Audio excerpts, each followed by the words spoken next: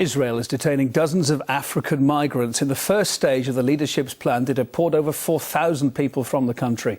It's after the government initially welcomed the refugees who were trying to escape violence in their homeland. But as RT's Paul Aslia found out, they face further strife upon their return home. The Sudanese are a cancer in our body. We will do everything to return them to their lands. Strong words from a politician in the country built by those who survived the Holocaust. Sudanese to Sudan, Sudanese to Sudan.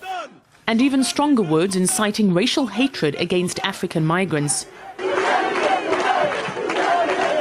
Prime Minister Benjamin Netanyahu has boasted loud that Israel is the only democracy in the Middle East.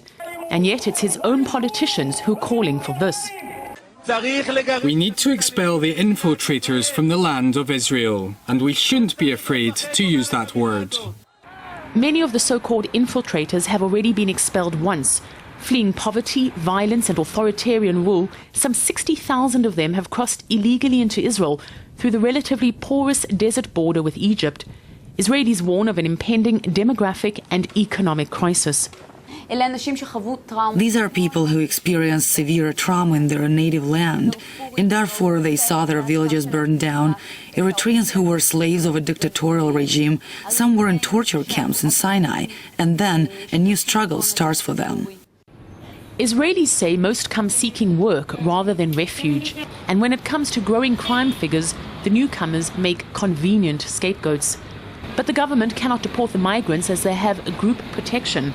Those from Sudan and Eritrea, no matter what their circumstances, cannot be sent back because they face possible persecution. And so they stay, but without work permits and denied the most basic rights like shelter and food. I feel very scary. The atmosphere that we have these days is really, really scary. We feel like very insecure. We feel like now and then there will be like acts of violence towards the refugees. And there already have been apartments of African workers set alight and almost daily beatings. Far from dealing with the situation, Prime Minister Netanyahu has announced his intention to go ahead with building a detention center to house 10,000 Africans and to enforce a controversial law that will allow Israeli authorities to imprison illegal immigrants for up to 3 years without a trial. They should look into the eyes of these Africans who fled violence and despair and think about what they're doing. To see how they're demonized, how they're called names. It's terrible. I'm ashamed. I'm ashamed as an Israeli, as a Jew. In recent months, street violence against the Africans has surged, all the more insidious because it seems to be getting the nod from above. Paul Aslia, RT, Tel Aviv.